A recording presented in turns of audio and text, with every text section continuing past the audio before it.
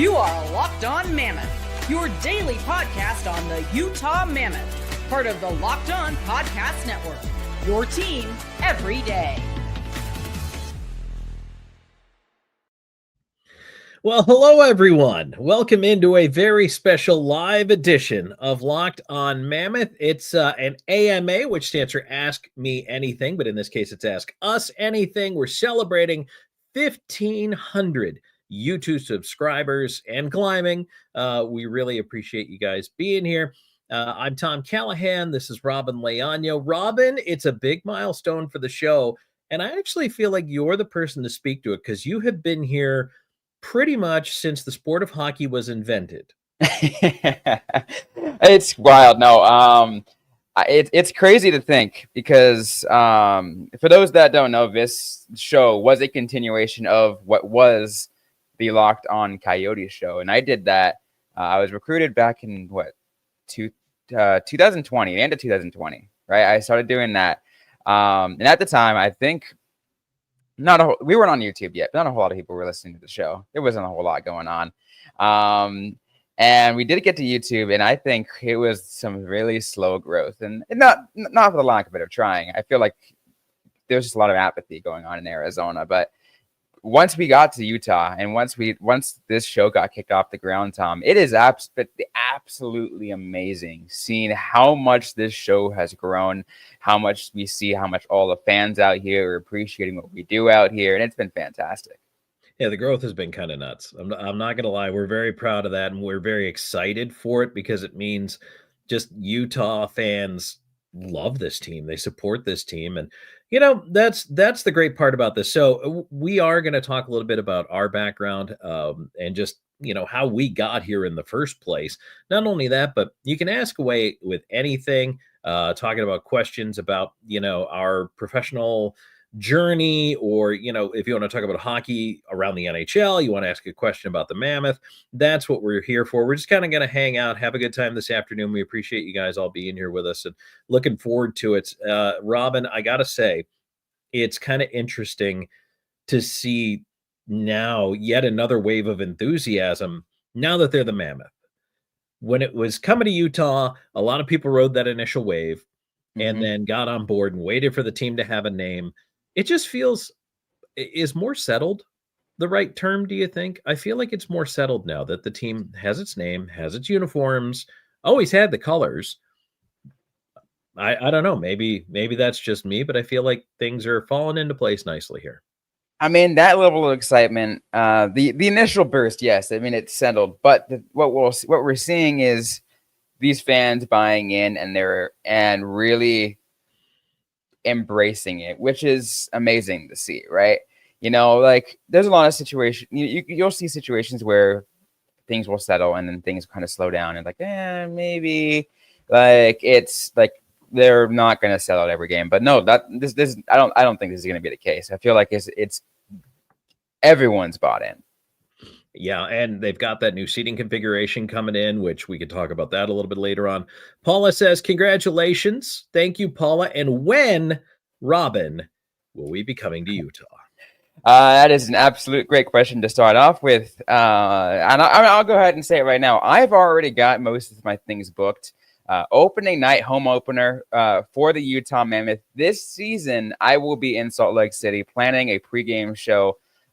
Still a little early stages on how the pregame show is going to look, but we are going to be like either by the arena, near the arena, somewhere in that area, doing a live show for you guys all, doing maybe a little listener, follower meet and greet. So you guys can come meet Tom and I and have a good time.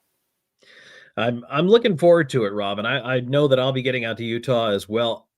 I don't know if I'm doing opening night yet. That's the one thing that is up in the air. We're going to figure all this out. And unfortunately, I have something that is just I have to wait on. That's coming down the line for me and a personal project, a professional project. So that's the only thing that's keeping me from saying, yes, I will definitely be there. Robin will definitely be there. We will definitely be in Salt Lake this season at various points. We're definitely looking forward to that. Robin, I'm kind of excited too to just, really feel that energy and that enthusiasm around the Delta Center crowd and kudos to you Mammoth fans, the reputation is growing. It really is. It's growing. And chatter around the league, and Robin is always in a group chat with other people around the league. I talk to a lot of media folks. Utah's starting to get a reputation. And a good one. Oh my God.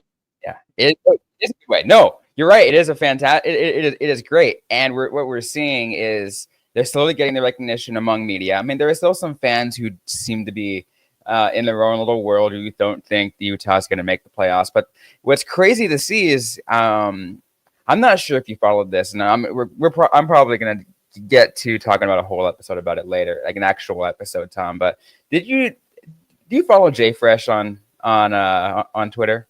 Yes. Did you see his points projections? I did not. You did not. He projects Utah to finish, I think it was like around 95 points for third place in the Central Division. So Jay Fresh clearly was listening to me, Robin, because on this show, at least a month ago, when I was projecting forward, we talked about this, and I did the math. I said, what is it going to take to get in the playoffs? I said 95 points. And that was where I thought the Mammoth needed to be. And then we broke it down, how we thought they could get there, the overtime games, the wins, the shootouts to do better there. We went through all that math. But Robin, I think that's spot on. I think 95 points. And that really is a level to be excited with too, as well. Oh, absolutely. And so third, that's the other interesting thing. Third, huh? I know, right? I saw that too. I was like, okay, you know what? I'll take it. I will take it. Yeah, that means you're leapfrogging one of Colorado, Winnipeg, or Dallas, and then you're leaving in the dust teams like Minnesota and St. Louis. So that's third. I like it. I can get on board with that. All right, Robin. So Drew says, do you see a world where Connor McDavid signs with the Mammoth next year?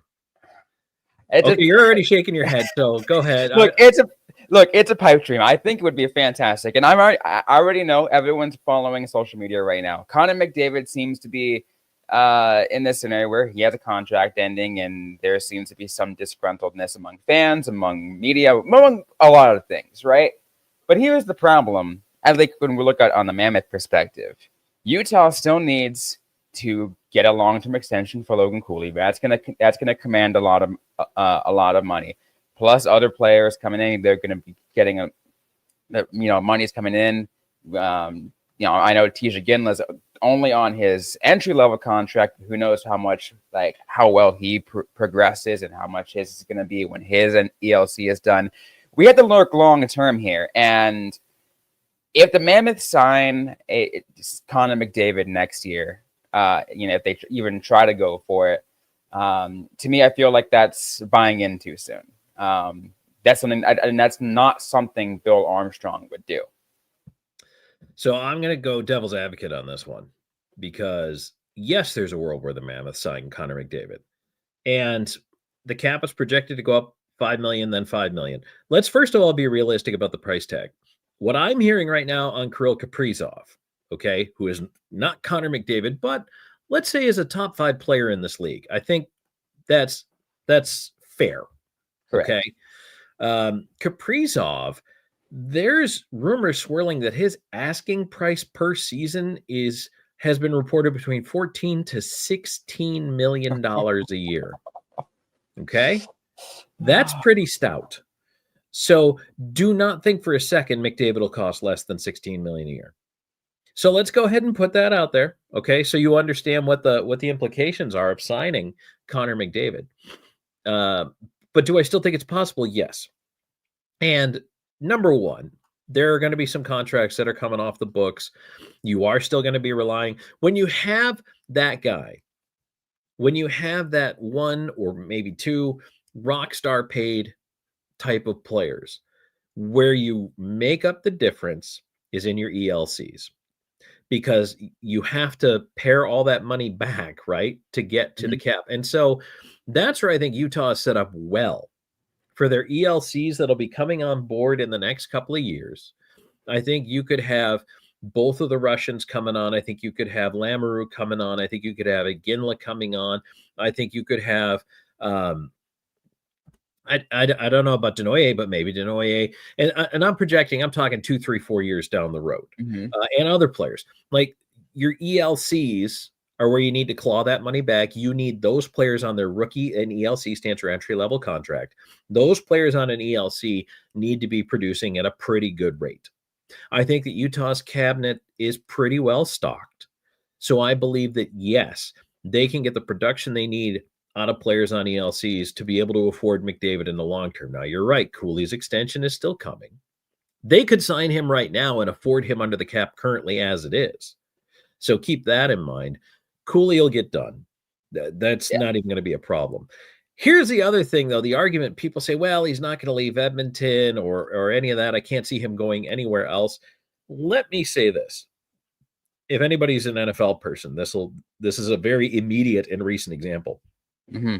Did a month ago, or maybe 6 weeks ago is more fair, did anyone see Micah Parsons of the Dallas Cowboys ever playing for the Green Bay Packers? No, you didn't. You're like, Cowboy for life. Contract will get done, even though it's late. Camp, nothing's done. Season's coming, nothing's up. He's not going anywhere. He's going to stay with Dallas. And it's not done till it's done. And Parsons left. And he had to get traded because he's like, nope, this is what I want. And I'm standing on business with my contract. Dallas wasn't going to pay him. They traded him to Green Bay, of all places. I would never have seen that coming. I am shocked they kept him in the conference. But I'll give you another example that's a hockey one. A lot of people thought Shea Weber and Ryan Suter were never going to leave the Nashville Predators. And then all of a sudden, Shea Weber goes out and signs an offer sheet with the Philadelphia Flyers. And that put Nashville behind the 8 ball. That really did kind of screw Nashville over. And in a way, looking back, I wish they'd have just let Weber go. I was part of the organization at the time. Robin, it's never signed until it's signed. And until McDavid puts pen to paper, and look, I'm sure all season it's going to be either a distraction or eventually it'll get done. Do I think the odds favor him staying in Edmonton? Probably. But is it 51-49, 60-40, 70-30? I don't know. You're right. Super close. That team is super close, but they haven't quite gotten over the hump yet. So yeah, they're I mean, it would mean having giving up a lot of things, right? I mean, he's got. Sure. I mean, I feel like he has got a good thing going with his with his teammate Leon Draisaitl. We've talked about them on this show a couple of times, right? And say how just so good they are together. There's a lot of things that have to be considered, and I don't think he's going to leave Edmonton, but again, it's not unprecedented that he does. And look, people will talk about the tax breaks and all that stuff of other places. Yes, those matter. Those can make a big difference in money, but at the end of the day, I don't think McDavid wants to win. Well, McDavid wants a cup, right? Yeah, because I've said before on this show, and it's a question that you need to ask: will he be the best player of all time to never win a cup? Because there are other players who vie for that title right now. Marcel Dion's one of them. Gilbert Perreault's another. Those are way old examples, I realize. But could Connor McDavid be the most recent? Go ahead. I said Joe Thornton. Joe Thornton. Yeah. Jumbo, like one of the greatest players ever. Didn't win a cup. Came close. Had a shot. Just couldn't get it done. And he's got a lot of, and he did a lot of good things too. I mean, there was that one year he won like it was the Hart Trophy and the Art Ross in the same year, and yep. And these players all great in their time for their day, just weren't on teams that won a cup. And some people would argue, well, if they were a true superstar, they would win their team a cup. It's like, well, they can't. Like a forward's not playing goal. This is not basketball. Yeah, not one player can't make. Yeah, this is not LeBron James running up and down the court and trying to do everything he can. It's different. And hockey does require a team. So that's probably on the back of McDavid's mind. And yes, Draisaitl is signed up in Edmonton for a while, but that question, Robin, won't really start to reveal itself. I guarantee you that McDavid is going to take a long, hard look at how that team does again this year. But I also don't think he's a quiet guy. He's very reserved. I don't think in any way that Connor McDavid is sitting there saying to himself, boy, I guess I'll just stay in Edmonton. I don't think he's that guy. I just don't. I don't know him personally, but that's the vibe I get. He wants to win. No, So you're right. He does want to win. So Robin, you and I know, and by the way, put your questions in the chat. Subscribers can ask questions in the chat. We appreciate you guys being here. Thank you. We're celebrating 1,500 subscribers on YouTube. The drive Tell to your friends 2,000 too. and 3,000. Oh, yeah, absolutely. If you subscribe right now, if you become a subscriber to the YouTube channel, you can ask us a question. Robin, let's talk a little bit about our backgrounds, though. I think that, folks professionally kind of wonder, like I have a very long roadmap, so I'm going to let you go Oh first yeah. because everybody's going to fall asleep during mine. No, I guess the best way to say it is I got my professional career started actually while I was in college. I took on a job with it was just like a volunteer thing at the time with what was then SB Nation NHL to cover the Tucson Roadrunners in their first years. That was like 2016, right? I was in my second year at the University of Arizona at the time, which is, by the way, the university in Tucson. So I stuck around there, and I just kept going from there. Started covering every single Tucson Roadrunners game. Did University of Arizona hockey in tandem with that. That kind of really boost my stuff. While I was doing that, started doing some U of A football, basketball stuff with play-by-play, camp student radio. Graduated, took a job at Wildcats Radio 1290, did pre and post games for Arizona football and basketball before finally taking a job as the host of Locked On Coyotes, and started doing hosting and podcasting for hockey full time, which to me, it's like, then since then, I think that was almost 5 years ago, Tom, when I started taking on Locked On Coyotes. Almost 5 years ago. Like I said, December of 2020, as I said at the beginning, is when I took on the job at Locked On Coyotes, and now Locked On Mammoth. It's incredible the way the time it flies. It does fly. And again, thinking about that, like we're almost in 2026 is just a few months away.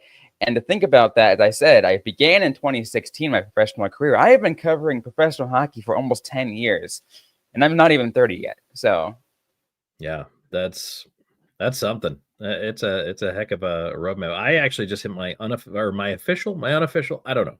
I guess it's official 1 year with Locked On. Your official 1 year, but you've been around for a little bit longer. Yeah, I jumped on in May of 2024 there for the first time, and then kind of got what they call onboarded. And I guess September. You signed the contract. Contract a year ago. I decided I could tolerate Robin just enough to continue working on the show. Found out we work well enough. Yes, absolutely. All right, Robin. Before I start talking about my stuff here, a couple of questions I want to answer while they pop up, and please throw your questions in the chat. But Robin, you getting a Utah Mammoth Sparkles jersey? Yes, I am. Your number's available now. It is available, right? Sorry, all I gotta do is just sorry. I know. I'm sorry, donors. If you are listening, I'm sorry, but I can put 91 in the jersey and just replace his name and just put the nameplate for Sparkles on there. I put a call out there, by the way, for any of the donors. If any of them had had the guts to do it, had to actually change their nameplate from Doan to Sparkles, that I would give them a low prize. I don't think anyone's going to take that because I feel like they're too attached to Doan, which again, I don't blame them. Doan's a great guy. I got a chance to meet him a few times when he was in Tucson and in Arizona. And I feel like he deserves all the love he gets. But I mean, I share the same number as Josh Doan. So, but yes, I will be getting a Utah Mammoth Sparkles jersey. It's going to take some time until I can finally get to that, but I'll put it alongside, right next to my Utah Hal jersey that I got from my friends from the Utah Hal from Kelly Queel when I did my tournament in Portland. Are you going to do the white or the black, do you think? Ooh. No, you don't have to commit now, but just which way would you be leaning? I'm leaning towards black. I love how clean it looks. I love black hockey jerseys. And I like the black being the home jersey, but I've always been, and I think teams are underestimated for a nice, crisp white jersey, which back in the day, for a long time, used to be the team's home jerseys. They wore white at home and the dark on the road. They changed that around probably 10, 15. No, it's got 15 at least years ago now. So that's a good one. No matter what, I think it's going to be awesome, Robin. I can't wait to see it. Oh yeah. It'll look good. And then I also want to get to Paula's question. What's the route the Mammoth take on the goaltenders, and how long do you predict it happening? Who stays? Who goes?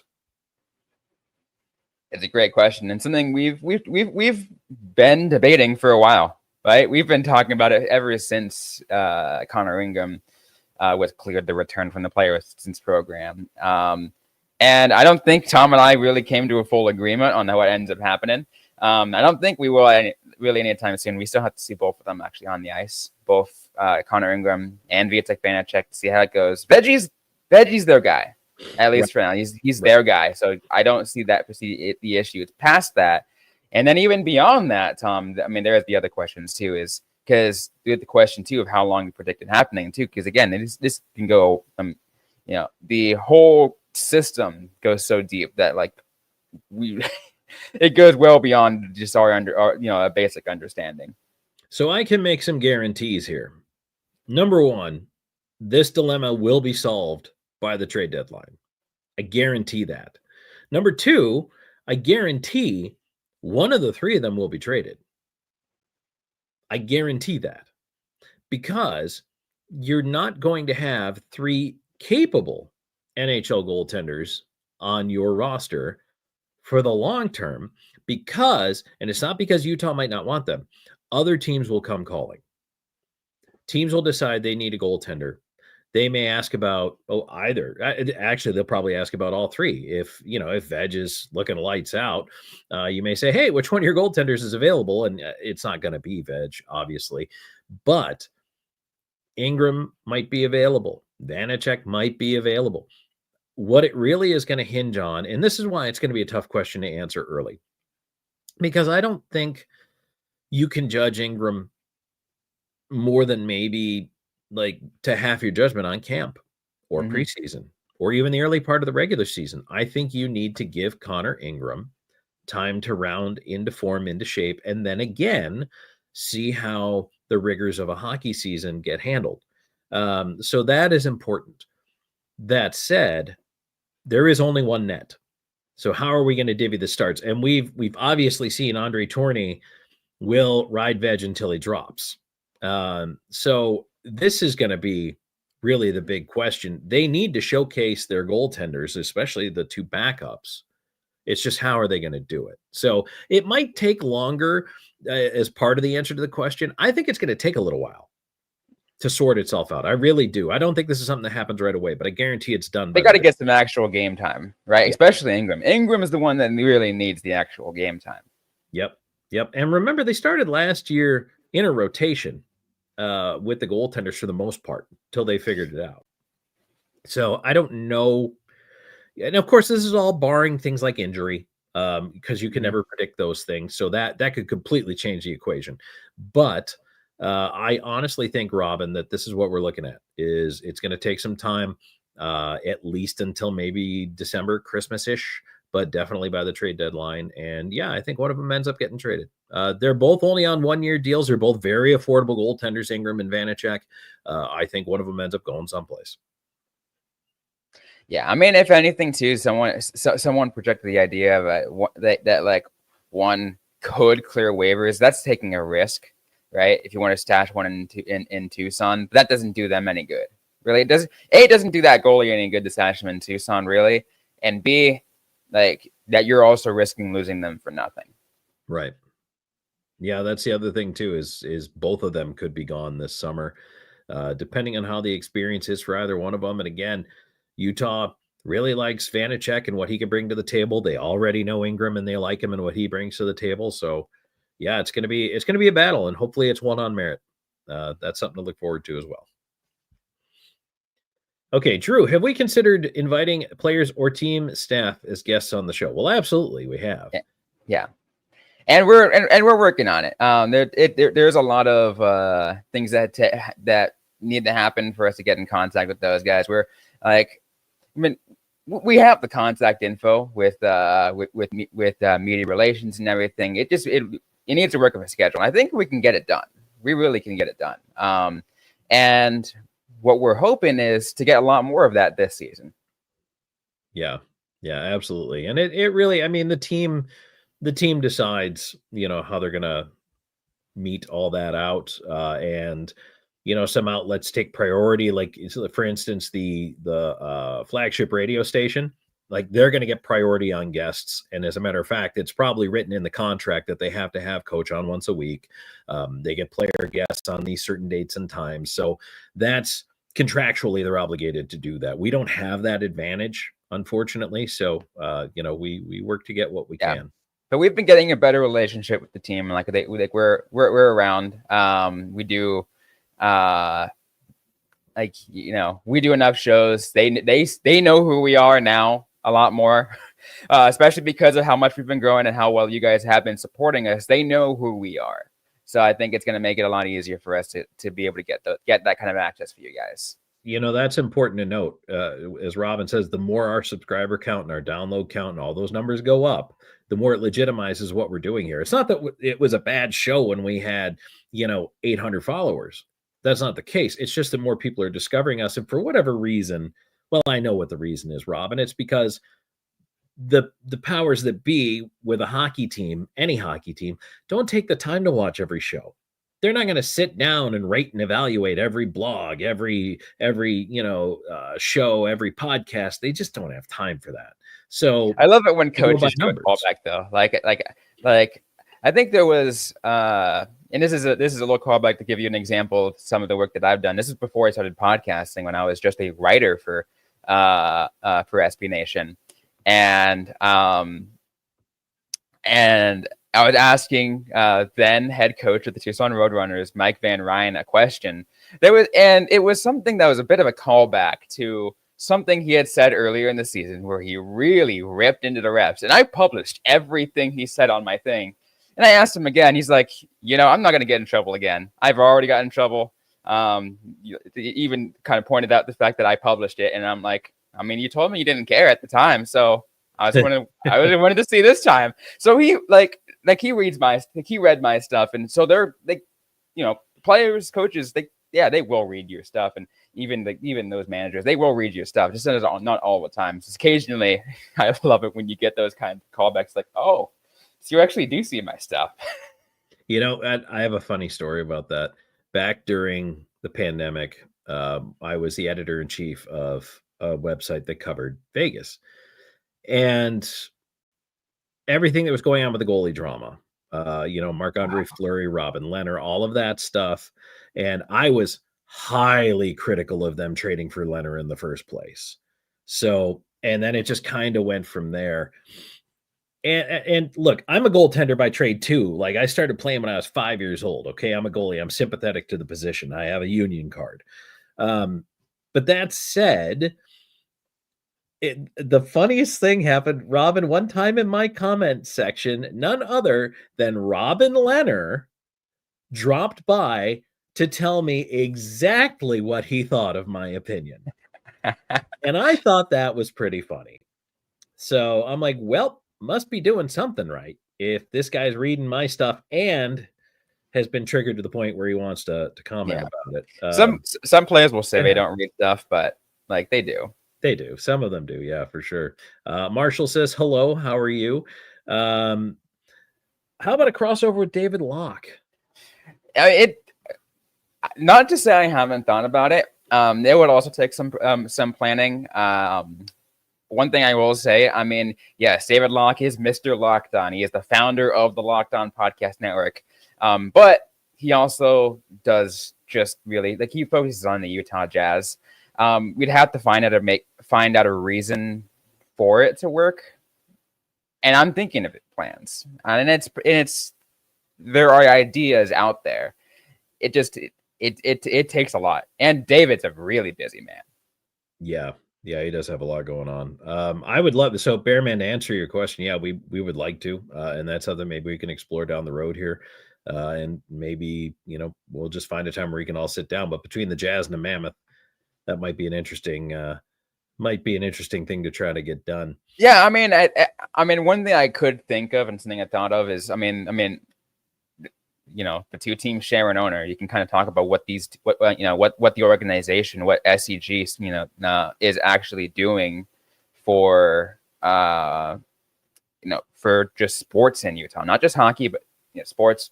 So hockey and basketball, and how they're focusing on building the community. Because something you've talked about, Tom, and is something that you've been hammering on this on this show, and is praising what SUG does, is being community obsessed and focused on being out there in the community.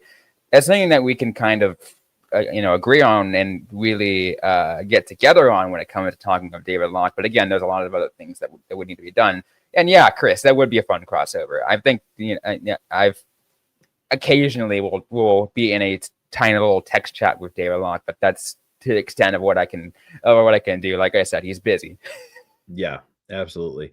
I want to get to Paula's question because it'll actually lead me into talking a little bit about my background as well. But Robin, how are things in Arizona? Has the sting lightened, and do you see anyone rooting for the Mammoth?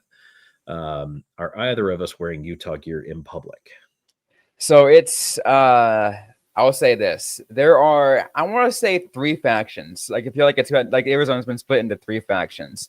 There's faction A. I'll call them the anti everything, right? They because of hockey left and because of what happened, they direct their anger towards the wrong people. Mainly, they're directing their anger towards the Mammoth. And they refuse to follow hockey until it comes back to Arizona. And I feel bad for them. Like, I understand what their anger, but I feel like it's misdirected. And they can figure out a way that they can figure something out. Okay, that's faction A. Faction B is find a new team. But that team was not the Utah Mammoth. That team is the Vegas Golden Knights. Because what Vegas is doing is they are actually trying to claim territorial rights because it's the desert. They're the closest quote closest team. It's a 5-hour drive away from Phoenix. So and really Vegas is trying to get TV rights. They're doing everything to try to get here in Arizona.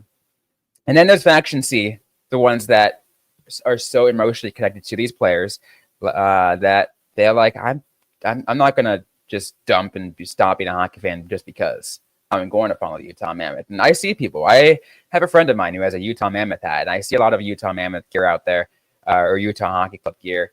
I wear this Utah Hockey Club shirt out and about relatively often. Sometimes I go to my local rink wearing this shirt.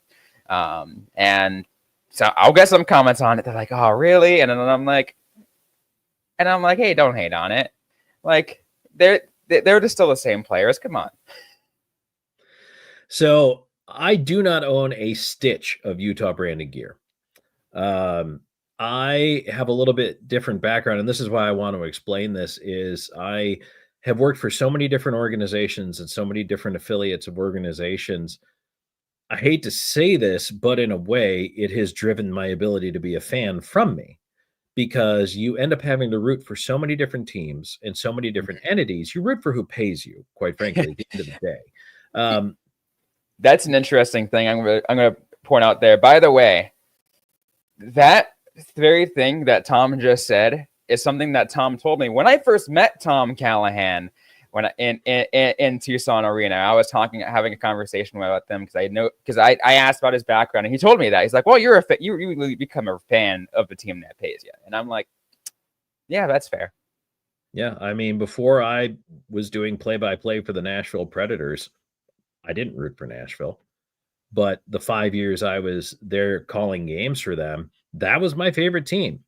And I was connected to those guys in the story, and I wanted to win, so that allows you to be the voice of the fan. And so my background is I've been doing play-by-play literally since high school. I started doing some local games of the week here when I was a freshman in high school. Went to college, for communications. And honestly, I thought play-by-play was kind of a pipe dream. I did 1 or 2 things along the way, but then I ended up moving to New Hampshire. Nashua, New Hampshire is where I got my start in radio, and I was doing high school sports and some other stuff. I was a political reporter for a while. I was a correspondent. And then now we're going to go through a list of cities and towns and leagues that don't exist anymore. So I got my first professional hockey job in San Angelo, Texas. That lasted 2 months. I moved there in August, left in September because they didn't have, actually, I think it was early October, because they didn't have a broadcast deal like they said they did. So they lied to me, and they lied to me about a bunch of other things. So I moved to Abilene, Texas, which is 100 miles north. That team folded by Christmas of that year. So 2 teams, 4 months, and I thought my career was over. I was so broke that my parents literally had to drive down in the minivan and help me move home because we hadn't been paid in 6 weeks either. This is minor league sports for you. So I kind of thought my career was over. And then I said, well, you know what? I'm going to give it the summer. My birthday's in September. I said to myself, if I don't get a job by my birthday, then I'm going to go back to grad school and I'll be a teacher, which was always my backup plan because I had a history degree. The week before my birthday, I got a job. And so I moved to Elmira, New York in the United Hockey League with the Jackals. The team and the league are both gone. But I was there for 3 years. Then went to Augusta, Georgia in the East Coast Hockey League with the Lynx. They're gone. Then I went to Peoria, Illinois in the American Hockey League for 1 year. And then that very next year, just because of some connections and some networking and really just fortunate timing, I ended up in the NHL with Nashville. I was there 5 years calling play-by-play for the Predators. Then I went to ESPN Radio for 3 years. And I still kind of kicked myself for this one, decided to leave my show hosting because I miss play-by-play so much. So then I moved to Indianapolis and I did a year with the Fuel, which actually led me to the Roadrunners job in Tucson the following year. I did 2 years with the Roadrunners while I was there. And then, of course, the whole ownership thing happened and everything changed over. There's a whole political football in there that we don't need to get into. But any Coyotes fans, the everydayers, you certainly know what chaos that was. So I ended up then doing a lot of freelance work. I worked for the University of Arizona, and stepped in. Unfortunately, my friend Tim Gasson passed away and they needed a media director. So I ended up moving into that role. And then ended up out in Georgia for a little while. So I was out there for 3 seasons doing hockey and baseball back to back. In fact, if you see this team right here, these guys won a baseball championship, the Chocolaco Monsters in a College Wood Bat League. So very proud of that one. But so as far as rooting interest goes, I don't wear gear unless it's my team that's paying me. And that's kind of how I view things. And also I think journalistically, this is just me. I don't want to be a fan of the team I'm covering because I want to be able to ask hard questions and have hard opinions. No, but yeah. You know what I mean? Like you guys are fans and I love that. And I want you to ask us hard questions, but I want to be able to look whoever in the eye and ask them a hard question too. I don't want to fanboy it. And I never want to fanboy it because that's not my job. My job is to go out there and ask a hard question, get an answer, and find out whether I agree with it or not. And that's fine. But when you cover the team like this and you're analyzing things, look, let's face it, you can find the fan-oriented stuff anywhere. But if you want fact mixed with that opinion, that's what I feel like we're here for. Absolutely. And it's not to say that, like, on a lot of different things. Something I'll add, Tom, and is like, again, I'll have gear because it's, it kind of adds to the show, right? I can do that. And then plus I said, to me, it's another shirt I can wear. I still don't consider myself a fan, but what I will say is like, I have enough of emotional connection with the players because I've been covering this team for so long. Like, being in Tucson, and this because you like both you and I were in Tucson for around the same time, is got a chance to talk to so many people. I got a chance to see Connor Garland before he made it to the NHL. Got a chance to see Lawson Krause before he made it to the NHL. Dylan Strome. So many players out there who got there, who went through Tucson before getting into the National Hockey League. It was like you want to root for them because you got a chance to talk with them personally. It's like, I want to see this player do so well. I want to root for them, and no matter where they go. You root for your friends, and you establish relationships with these guys. And it's funny to that end, right? So I don't hide that I was once I still consider myself a San Jose Sharks fan, right? I'm from San Jose, California. That's my background, right? I am born and raised there. And I was home watching a Coyotes Sharks game, and I want to say it was like they got some rookies up because it was towards the end of the season. They called Lane Peterson up, something like that. Hmm. All right. And he got a goal. And I was like, it's like, oh yeah, good for you. And they're like, are you cheering for the Coyotes? And I'm like, no, I'm cheering for my guy Lane. Yep, that's exactly. It's funny. One of the guys that I actually got to be probably the better of friends with was Brendan Perlini, and I always rooted for Pearls to do better. I wish he would have had a better career, but he and I bonded over talking EPL football. So we got together over that one, and I asked him, I'm like, hey man, do you want to talk about matches or anything? Because I don't want to bother the guys either. He's like, oh yeah, I'm always looking for somebody to talk to about that. I'm like, cool, we could text about that then. But I always smile when I see somebody like Connor Garland or Dylan Strome or whoever doing well. So I always wish those guys the best. And it is about personal relationships. So, Robin, I will say this. I have looked at on the NHL shop site, that Mammoth neon sign thingy they have? Oh, yeah. I thought how nice that would look on the wall behind. Ooh, here we go. I thought about picking that up. So I'm not wearing gear or anything, but that would add to the show. But the problem is my head is so huge, it fills up this entire screen. So... but yeah, maybe I'll get one of those going one of these days. So I agree. It does. I wouldn't mind Utah stuff in the background. I'm just not going to be, going into practice wearing a Utah. Yeah, no, polo. I wouldn't be doing that either because again, we do have to remain in independent integrity. I like, if anything, like I'm wearing, like some of you guys have seen me wear a polo that says Locked On it, or do something that shows the branding of where I work. Right. Because that's what I would do when I'm going out to a place. Yes, absolutely. So Drew wants Tom Callahan, the new play-by-play caller for the Utah Mammoth. Only when Matt wants to step aside. Matt is a good friend of mine, Matt McConnell. I love Matty. He is one of the. I mean, what about the radio gig? Who is it? Mike Folta? Yeah, Mike Folta. I don't know Mike at all. I've never met him. But Matt is one of my best friends. So, yeah, no, not unless Matt's done. Yeah. Yeah, Matt's a good dude. I like him. We got a chance to meet with him in person too when he was in Arizona. So, all right. So Blind Fury wants to know: do the Mammoth have a superstar player in the pipeline? We talked about this, don't we? Oh, in the pipeline, absolutely. They're getting there, right?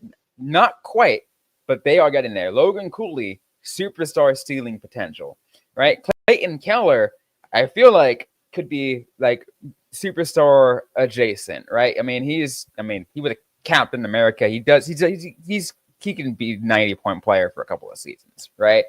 There's a number of these players you can go who can potentially. I feel like Dylan Gunther can be like superstar adjacent, but Logan Cooley is going to be that guy.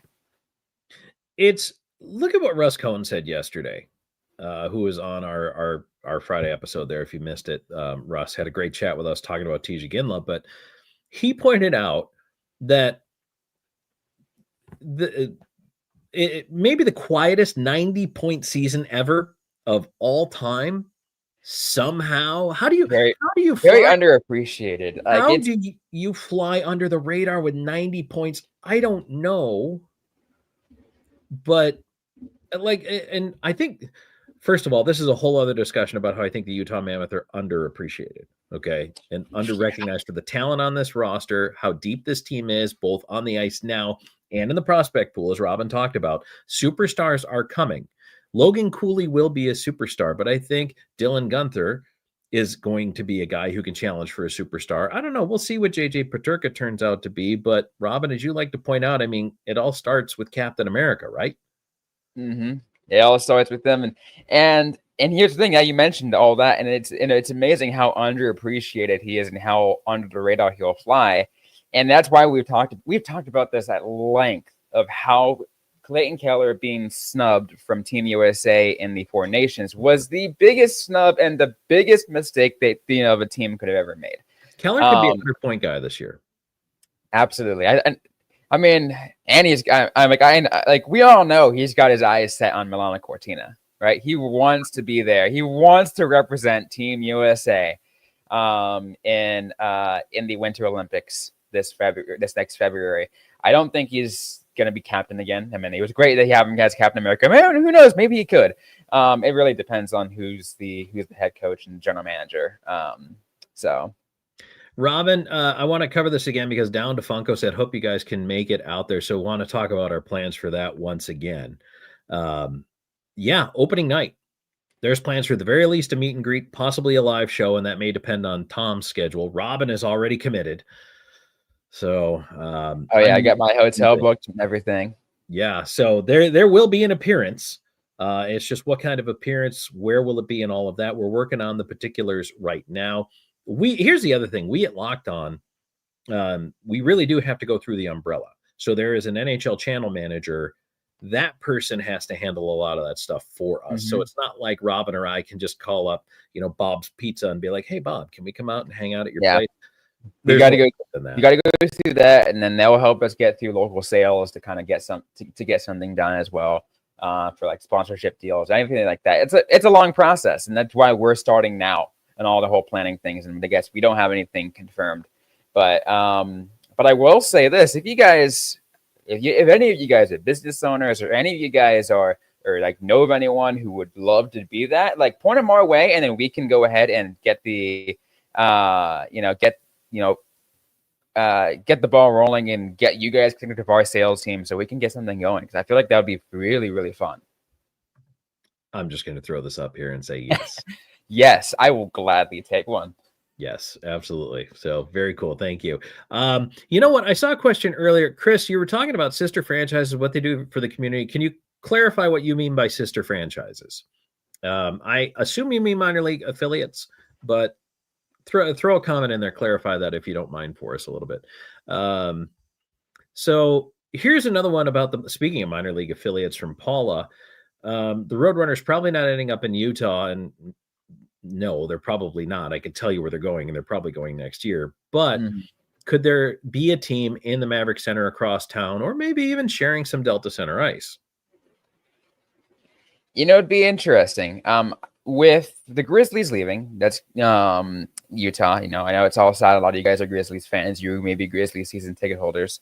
It does leave now an open spot of any minor league franchise within the greater Salt Lake area.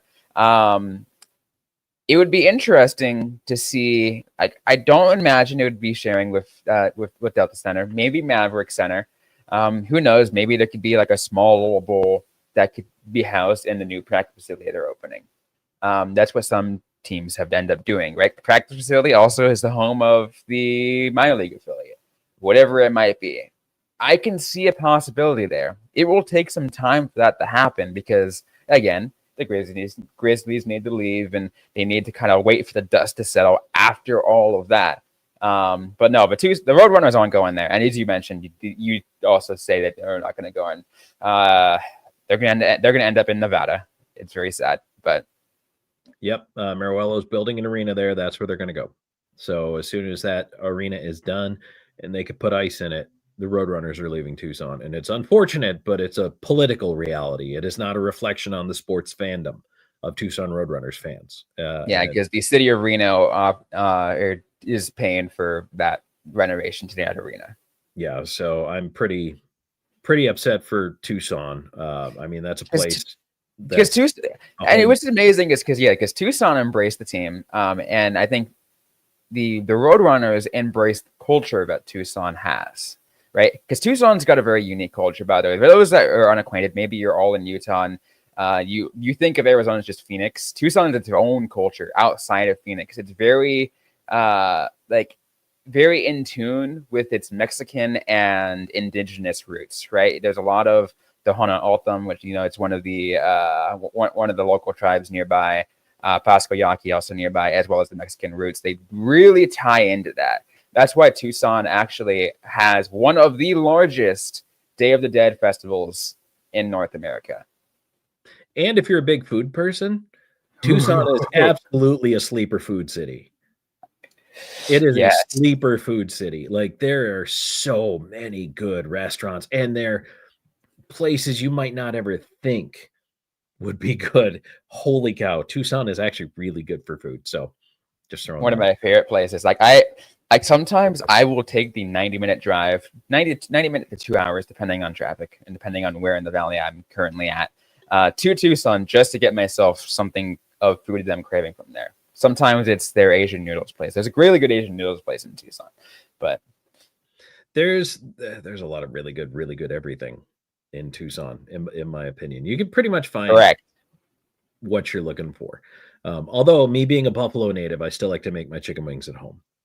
So that said, I also wanted to point out, Robin, with the American Hockey League, it's 32-32 with the NHL right now. So if Smith Group is going to get an AHL franchise, unless the NHL expands, which it's going to, let's not kid ourselves. Yeah.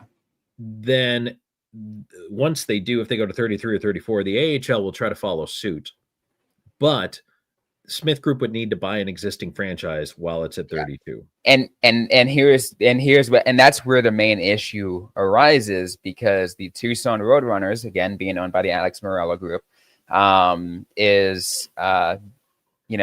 they will, like, if let's say Utah decides to end affiliation with them, they're an independent team. Utah would need to find an affiliate somewhere. Yes. Yeah, they absolutely would.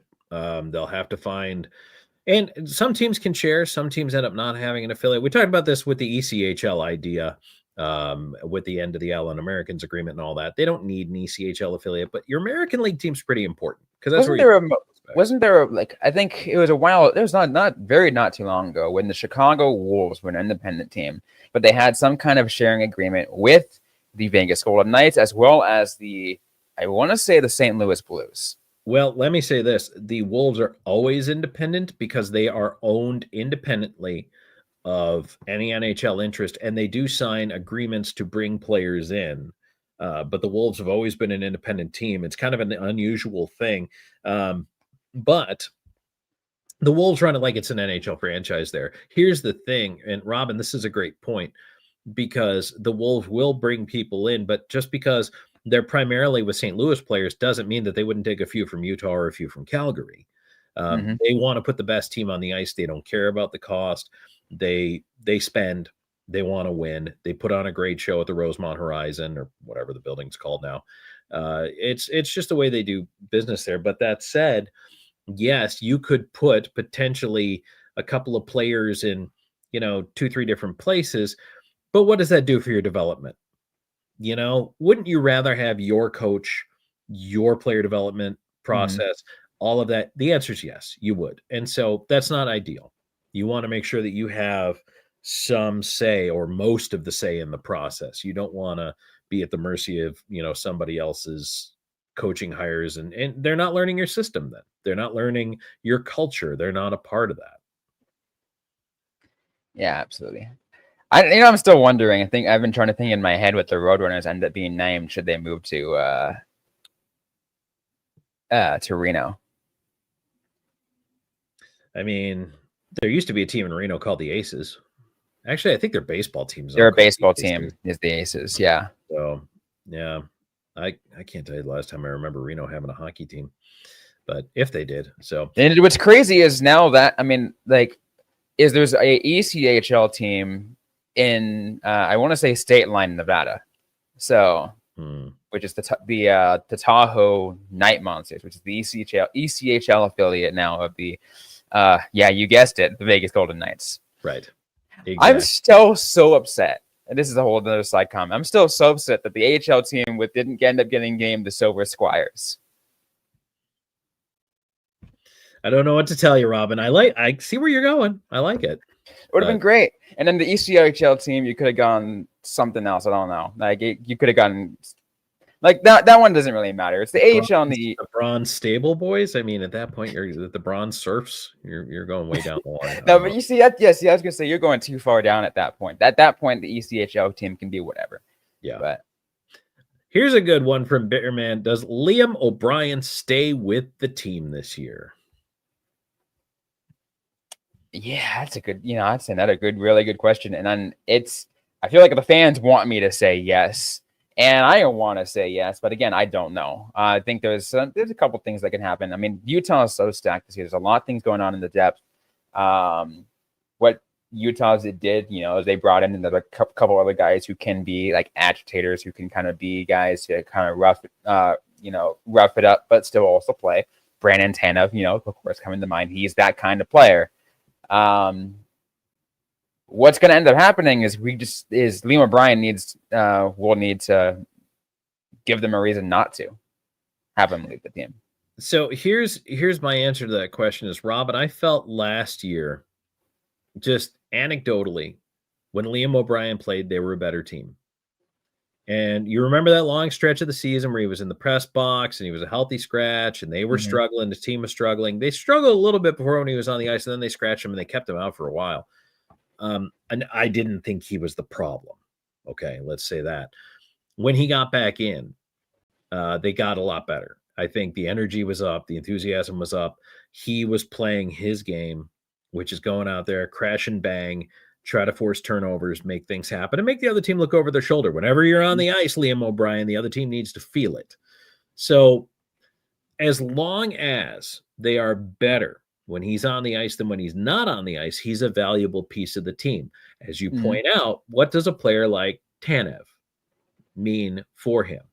It means if you want to continue to be a part of the team, now maybe they work together on a line. Maybe they're awesome together. I don't know. We'll see what comes out of camp. But he has to continue to prove his value by making the team better with him in the lineup than out of the lineup. If they take him out and put somebody else in and that works better, then you become expendable. So, on the emotional side of things, why wouldn't you want to keep Liam O'Brien around? I absolutely. Right. He's like a heart and soul guy. Like, yeah, great. And he seems to do all the right things on and off the ice. Teammates love him. Fans love him. Organization loves him. So you want to give him every chance. But that is the answer. He stays if he makes the team better. Yeah. And if that point comes where he doesn't, well, maybe he's out there on the market. Because believe me, there's always going to be another team looking for a spark plug.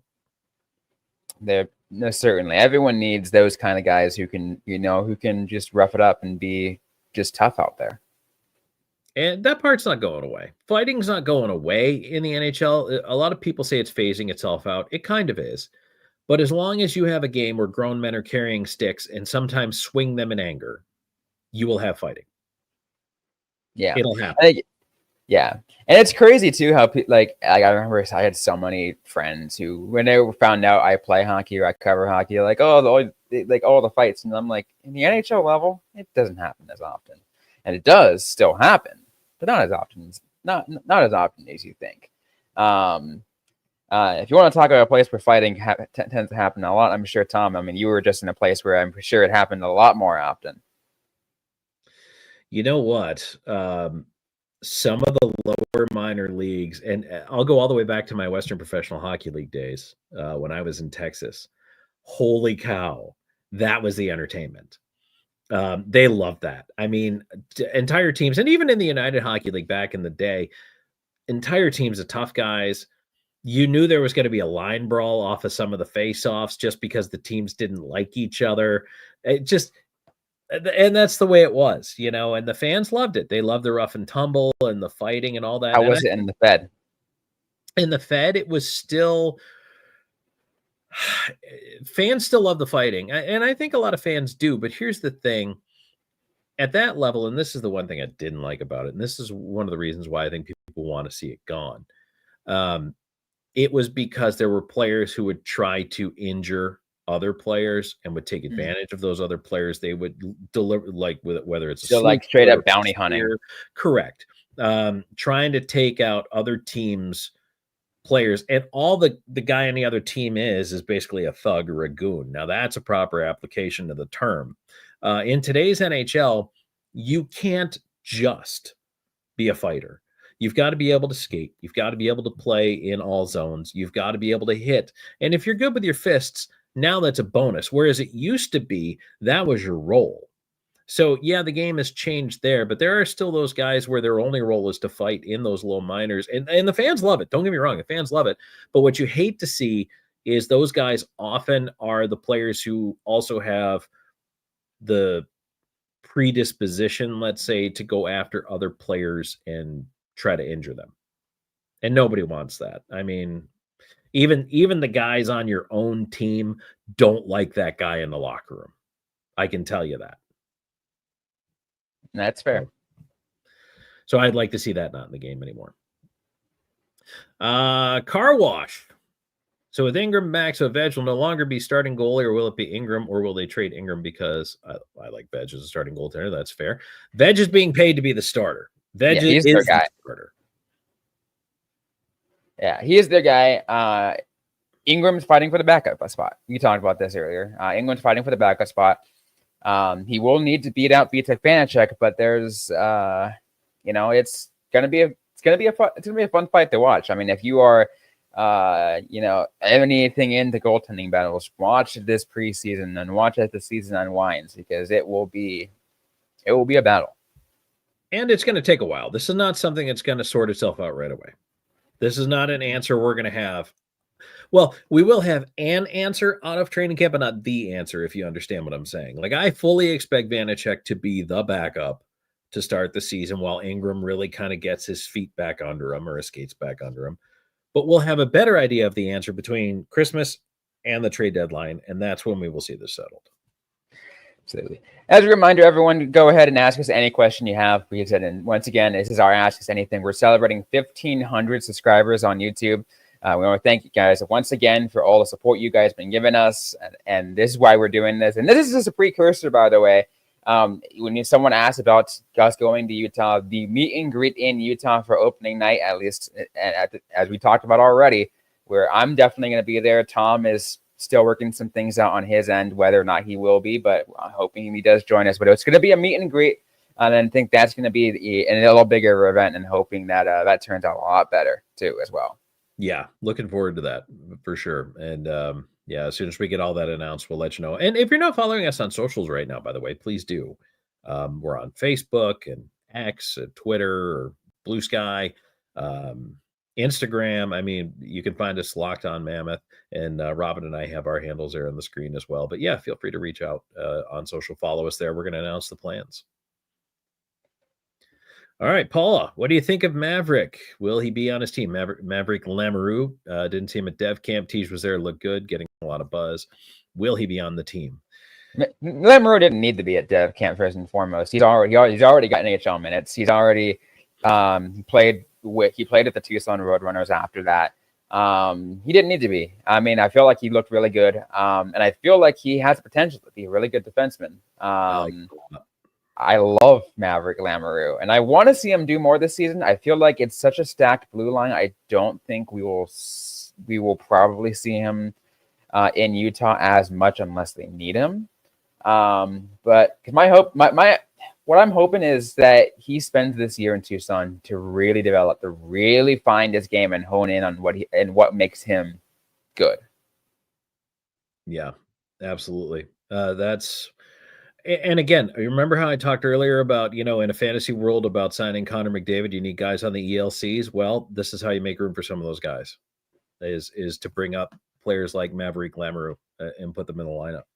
So that's going to be an important one. As far as Iginla goes, again, we talked to Russ Cohen yesterday on yesterday's show. If you missed that, feel free to watch that after this is over.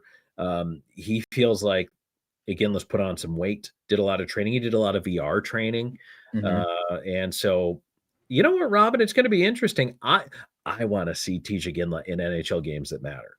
That's what I want to see. Now, do I think he's going to end up in Kelowna for the balance of the year? Yes. Yeah. Just because of the numbers game, I think he will. But we got step one coming up. Mammoth rookie camp, not just the upper deck rookie camp that just happened, but Mammoth rookie camp's coming up, and Tej Iginla is on that is on the roster for Mammoth rookie camp. So we'll see how that goes. There's going to be the rookie face-off. You'll see some games there. Preseason's going to begin. Training camp, that's going to happen, and then we're going to see him. They're going to rotate him as much as he can to kind of see exactly how well did your VR training and your off-season training really play into a factor, and how well did it work out for you? Yeah. So I'm looking forward to that. I'm excited for it. I'm super excited to see it. I know. I want to see him get some NHL games. I think it's going to be awesome. But ultimately, I think he ends up going back to junior. One more year. Dale, when do you think Logan Cooley will sign his big contract? Dale, isn't that the $8, $9, $10 million question? The original prediction, Tom, was supposed to be around this month. But again, I think camp, based on history, camp. But here's the thing, Robin. Every day they wait, that price goes up. Mm-hmm. Because once bigger contracts get signed, we talked about it earlier. I heard Kaprizov is asking as high as 16 million. And Logan Cooley is a potential $10 million, like 80, 90 point guy. Like, yeah, the price shifted. It might have gone from 8 to 8.5 to 9 to 9.5. Now maybe it's looking at 10. The more time you wait. But then again, Cooley knows that. Mm-hmm. And here's the other thing too.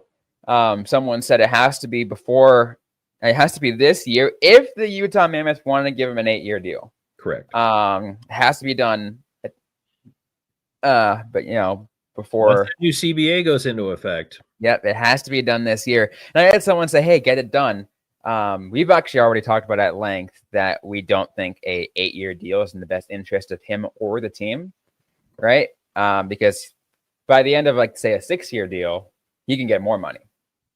We've seen in just the NHL, not so much the Mammoth, but in the NHL, the trend has been with younger players betting on themselves a little bit more and going shorter bridge contracts. And they call it a bridge deal because it gets you from your RFA to your UFA status. And we've seen them bridging the gap with that, sometimes 2-3 year deals, 4-year deals. So it's not like it used to be where guys wanted full term to have the security of it. Now these younger players are starting to bet on themselves. Yeah, they know their worth. Well, and they're looking at that cap going up, right? Mm-hmm. So why do I want to tie myself down to only $10 million for 8 years when I can make $10 million for 3 years? And then at the end of that 3 years, by then the cap's gone up $20 million. And so now I'm no longer a $10 million player. Now I'm a $15 million player. That's the bet they're making on themselves. So that's but we'll see. I hope he gets signed, soon, right? I want to see what the contract is, and I feel like we're all eagerly waiting, right? We're all eagerly waiting. As much as we'd love to say is like, hey, we're excited if we can find anyone with that super insider knowledge. It takes a lot to be able to get that kind of info, but we're still waiting. Yeah, absolutely. Bearman, this is actually a pretty good question. Will the team be more consistent this year? What was the term I used last year? Consistently inconsistent. It was frustrating sometimes. They couldn't put together a whole 60-minute game, and it really annoyed me because I knew this team was good on paper. Such amazing talent, and that's what we're seeing this year going in. On paper, it's even better team, right? They got in some guys to make this team even better. You got some guys that have a Stanley Cup pedigree. Plus, the guys that were there have 1 extra year being together. They understand each other. They know how they know the system. So the hope is that they are more consistent this year. We've talked about it of how the expectation is already set up, and I think even Clayton Keller has said it. Andre Tourigny has said it. Everyone's pretty much said it. That this team is going for a playoff spot this year. They know that they're that good. I'm going to go ahead, Robin, and give them a reason. Again, not an excuse, but a reason. And they are automatically going to be more consistent without injury. If they stay relatively healthy. I mean, if they stay relatively healthy, again, I'll reference the fact that at one point, 4 of the 6 starting defensemen were out of the lineup for this team. That's an insane situation to have to deal with. So when you talk about consistency, when you talk about being better night in, night out, you're going to be automatically better when you spend 20, 30, then 40, then 50 games as a D-man playing next to the same guy. You're going to be better. So, yes, I expect more consistency. I hope last year was just a freak rash of injuries. If it wasn't, maybe you got to start talking to your trainers and go, what are we doing with these guys that they're not getting prepared properly? But Robin, that automatically has got to make them more consistent. It has to. Plus, again, you're having, these players back in with each other again, and adding the players. Plus, I feel like with a now year 2 under Captain Keller, I feel like Clayton Keller's he's only getting better as a player and as a captain, and I feel like that's going to really show out too. Yeah, absolutely it will. And, the team being together, by and large, the core is pretty much what it was. I feel like they are going to be more consistent this year, but they have to be. Like if you're a 95-point team, if you're a playoff team, you better be more consistent. So, but I think staying healthy will go a long way towards that. So yeah, and that kind of, like I said, that goes without saying. It's funny because to give you guys a little peek behind the curtain of some things that we do is going into a season with the Locked On Network. Each of us have this thing where we give like, hey, here are 3 reasons this team will do well, or here's 3 things that can derail the team if they like that could go wrong if this or whatever it is. And they tell us every single year, the one thing you cannot say is this team stays healthy, because everybody has that issue. And right. Of course, that's true, because everyone has that thing. Like, as if the team stays healthy, it could be blah, blah, blah. So we try to stay away from using that as a reason, as an excuse, or even a reason. To me, it's just like, all right, we have to see outside of that what things can go wrong, what things can go right. This is what we have to look at in the perspective of hockey broadcasters, podcasters, media personnel, whatever. Yep, absolutely. Robin, Paula says, how do you feel about playing for a college team? Is it good for the player? That's a good question. I feel like I think it all depends on the player. A lot of them do go to college, and especially if they go to really really good colleges that have a history of developing players to do some amazing things. Clayton Keller, played for Boston University, and that did an incredible amount for him. It got a chance for him to at least bulk up, get a little bit bigger, because he is an undersized player when he was first drafted. He still technically is now, but at least got a chance to get better on that end. Logan Cooley came from the University of Minnesota, right? And he, I think he was. I want to say he was close to within the finalists, or got really close of getting a Hobie Baker Award. Like, he was at least a consideration. But he got to a national championship for one, right? Like, that was one thing he got a chance to do. That kind of experience, like, is something you can't compare, right? I mean, USHL, they have their tournament. And then, of course, in Canada, you got the Memorial Cup. That's a whole nother aspect. But in college, you get that experience of playing some really meaningful hockey at more a grown-up level. You're no longer having to play of younger guys. You're playing of guys who are 18 to 22 years old. The difference, too, between Canadian junior, I think American junior is a tier below what we're talking about with college and Canadian junior. Canadian junior plays a full NHL-style schedule. They go from fall to spring. It is a long, grinding year with a lot of bus travel. And it's more of a controlled style in a lot of ways. It's more of an NHL style game, which I think is what a lot of people and scouts, and development people say they do still prefer. But here's the thing now, American college just got a whole lot more competitive. And to begin with, the difference is college, you only play 35 to 40 games. College hockey is 60 minutes of high energy and impact and running around like crazy. It is amazing, the energy at a college game, if you've never been. Like, an NCAA D1 college game is crazy energy from the guys on the ice, like the whole time. I don't know how they maintain it, but they do. So that's at a very high level. You're playing at a very high level. Now, you're also getting older players into it, because now you never used to be able to go play junior hockey in Canada and then come to the US. But now with the NIL, you can, because it used to be the $40 a week stipend they used to get disqualified them because they were paid athletes. Now that doesn't disqualify them anymore. So they can go play. So now you get kids in college playing, and they're not really kids. They're young men. They're 21, 22, 23, 24, 25 years old, playing in the NCAA. It is a different and more competitive game now. So now I don't mind the college hockey route. 20 years ago, I probably would have favored junior, but now I think college can teach you just as much, if not a little more, about playing the professional game than junior hockey, as Robin points out, which is capped at 20-year-olds. And for the most part, it's 16 to 19. 20-year-old, you have to have an exception to play that 5th season of junior. Exactly. And I think even the same aspect for even as young as 15-year-olds for those exceptional players. Right. But Yeah, it's all over the place, and I said I love college. I love college hockey. It's great. I mean, you've seen some amazing, like I said, some amazing things come through, and through all the colleges. Like I said, there's so many different ones that I mentioned. I've already mentioned Boston College. Still, I did mention Boston University, Boston College, Denver University, Quinnipiac.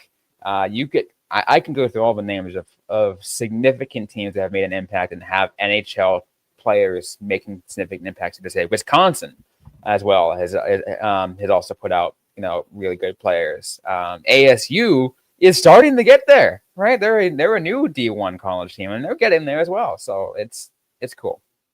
It is cool to see. It's always something fun to watch. So, Dale, why do you think Clayton Keller doesn't get the media attention he deserves for the NHL? Oh boy, do I have thoughts on this one. Especially as someone who lived and worked in the NHL every single day. And look, when I was in Nashville, we had Shea Weber, who at the time was one of the best defensemen in the game, paired with Ryan Suter, who was also one of the best defensemen in the game, and they were playing together. Then you had Pekka Rinne, who was also one of the best goaltenders in the NHL. We had stars on that team, and it was so hard to get any attention in Nashville. Now, over the years, that's changed. It's kind of turned into Smashville. People pay attention now a little bit more to that market. It had to grow into it. Is there an East Coast bias in the media? Some people will say yes, some people say no. I will tell you absolutely there is. There absolutely is. There is a New York, Boston, East Coast, and then in Canada, it's certainly Toronto and Montreal. Mm-hmm. Like, there's an East Coast bias to the media, especially for the people who don't stay up late and watch West Coast games. That's why for the longest time, and again, this is really old, but in the 70s, the Triple Crown line was probably the best line in hockey that nobody knew about, playing for the LA Kings, because there was no national TV. You didn't see that team. You probably never heard of Marcel Dion. But that still exists to this day. So here's another reason why Keller's not as known is the Coyotes have been largely ignored when they were the Coyotes for a long time. They were thought of as basically the league's farm team and where you dump contracts. They were laughing stock. Then they moved to Utah. And now that they're in Utah, they have a better reputation. They have better ownership. They have a much better aura around this team, but they're still in a small media market. They were not a playoff team last year, so they didn't have that playoff exposure. And they don't get noticed as much because they're not beating the big teams and winning the big games yet. Once they start to do that, and the market grows into itself, which it will, just like I'm predicting it's going to be just like Nashville. There was no respect for the Predators for a long time. And then once they got into the playoffs, made a little noise, and Robin, it all changed when they beat Detroit and won a playoff series in that first round. It takes that sometimes that's all it takes. Yeah. And getting into a playoffs. That is exactly what it is. So it's going to take time, but that's why. Not yet. And I hate that for Clayton Keller. I hate that for the whole team. But that's where they're at in the development. I do feel like an Olympic appearance will certainly heighten them a little bit. So that's. Yeah, no, I agree. And the profile will get higher and higher as you get more national TV games. That's the other thing. You got to get in front of a national TV audience. By the way, speaking of Nashville, the fewest national TV games of any team in the league this year. Yeah. If you want to know what the rest of the media rights holders think about how good Nashville will or won't be this year, they only have 2 national games. 2. It's sad. It kind of is. It is. So. By the way, just want to put this out there. I'm not gonna I won't put it up here, but Car Wash, I want to answer your question. I know I've seen it. I have seen it asked a couple of times on previous lives. I am a trans woman. I'm very open about it. I do not hide it. I have the stick behind me has a trans pride flag. I play for Team Trans. So yes, I am a trans woman. I was assigned male at birth. I am a proud trans woman. So there you go. Put that one to bed right now. So, and massively supportive of Robin and very proud of you, Robin. And I appreciate the support from all you guys, the guys who have understood that and have been all over the place. Like so many people I've met, you guys are fantastic.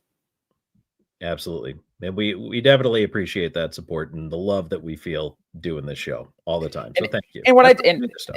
and the only one thing I will add as a last bit to me, I feel like who I am is regardless of what I do, is I am just proud of what I do as a broadcaster. I'm out here being genuine and being a broadcaster first. Yeah, absolutely. That's what we are. We hope you tune in because you want to talk about the Mammoth and the hockey team, and it doesn't matter who the info's coming from, as long as it's well informed or factually correct, or things like that. So, couldn't agree All more. right, Dale, are these rookie camps open to the public to go watch at the new practice rink? Rookie camp's tough. A lot of them tend to be closed to the public because there's a lot of different things that they do. It really depends on the team. It definitely depends on the team. If you have the ability to go to the rookie face-off, I don't know. Where's the rookie face-off this year? Idaho. It's in Boise, Idaho. And by Idaho. Yeah, so if you can go to rookie face-off, you can go there and you can watch the games. But camps are probably closed.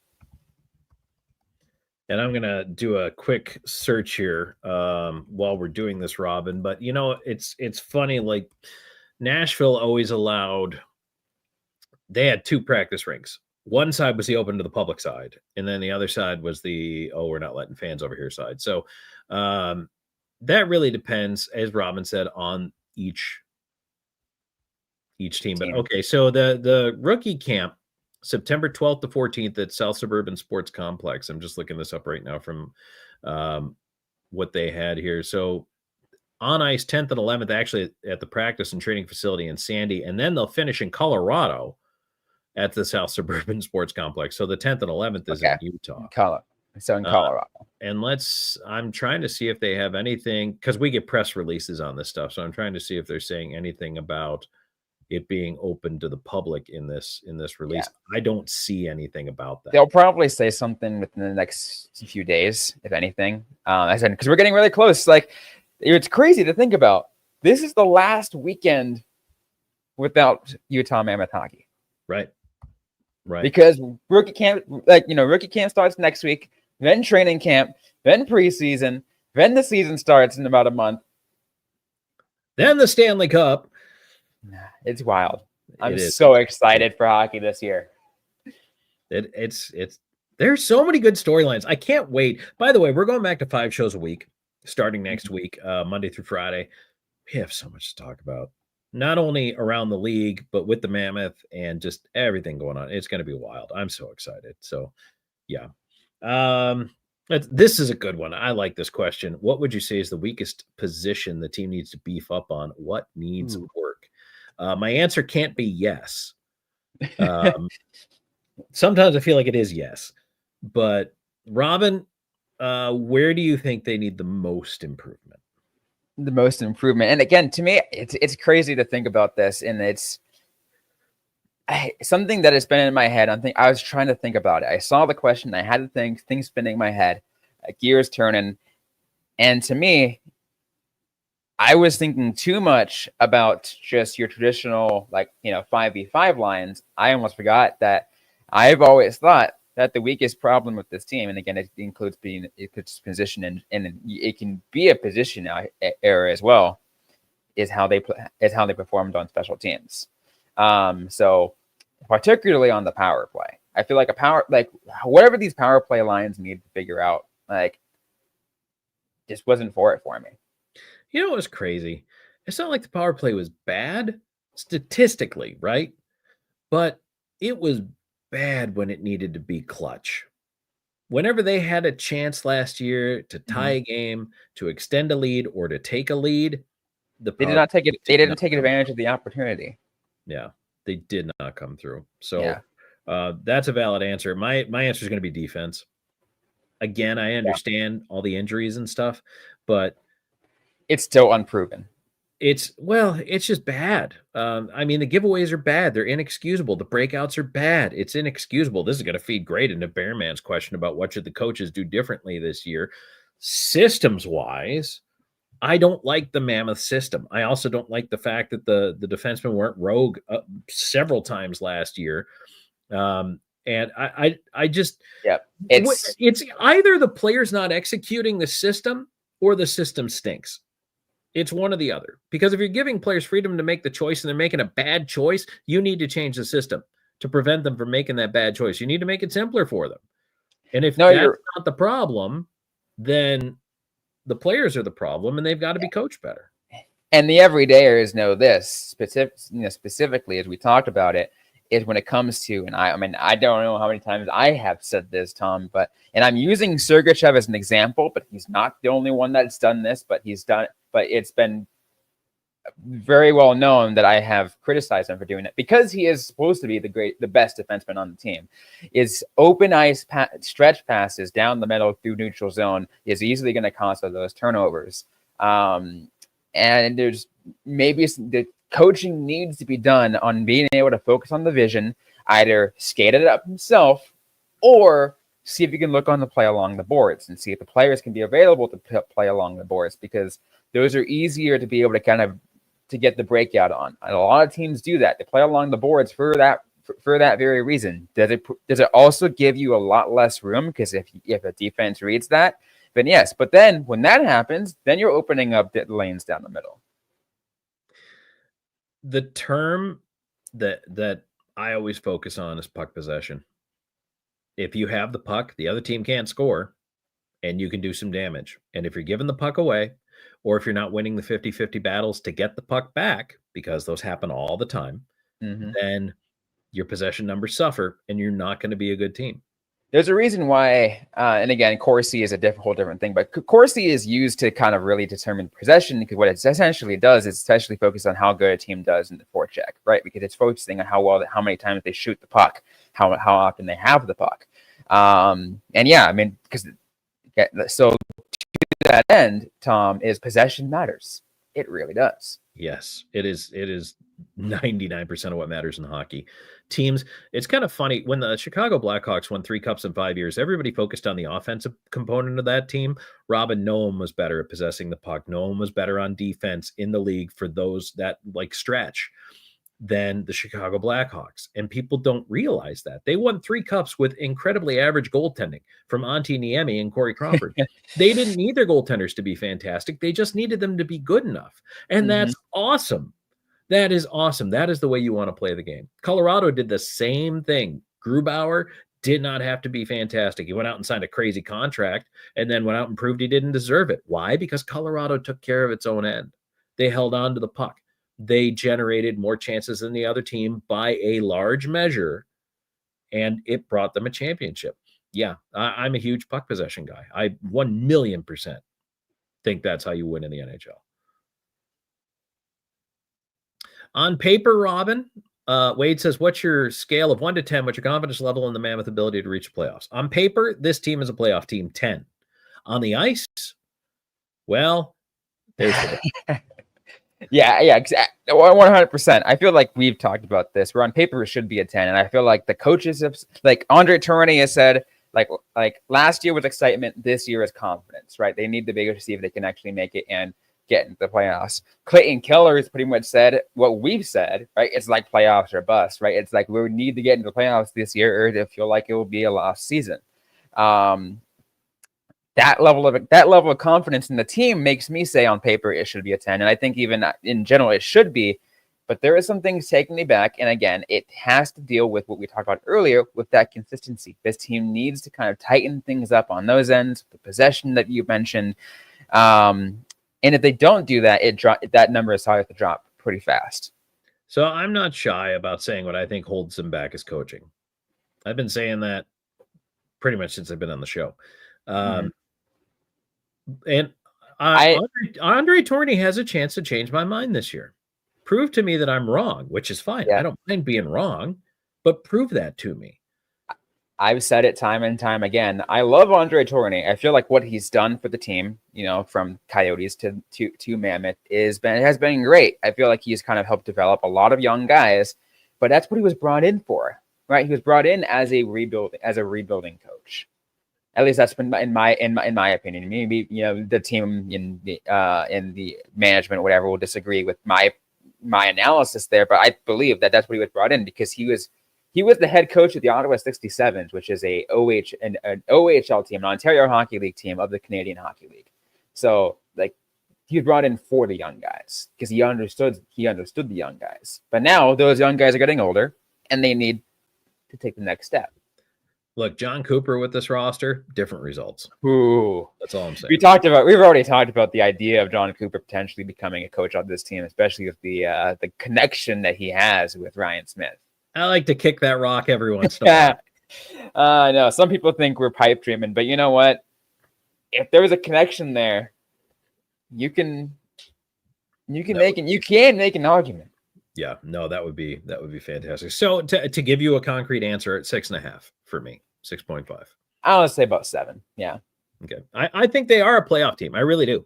I think they're a 95-point playoff team. I think they get there this year.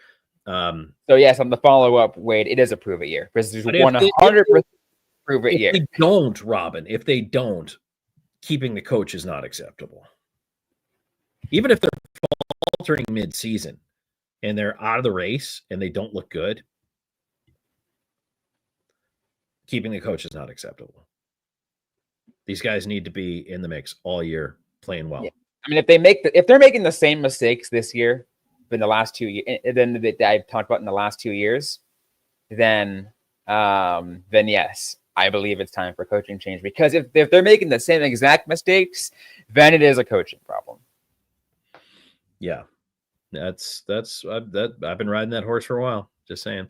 Paula kind of talks about this is the spicy tuna Tanev discussion we had earlier. Do we have anyone who could be the pest on the team? Do we need one? Oh, we absolutely do. I mean, spicy tuna is there. Tanev certainly should be and will be one. I feel like Kerfoot can get under the skin of some people. I feel like we forget about Kerfoot a lot, but Kerfoot's a great player. Jack McBain he can be an agitator. So those guys, like I've named 4 or 5 people, right? Like who can be that. I mean, Leo O'Brien is the pest, and like Tanev can also be the pest as well.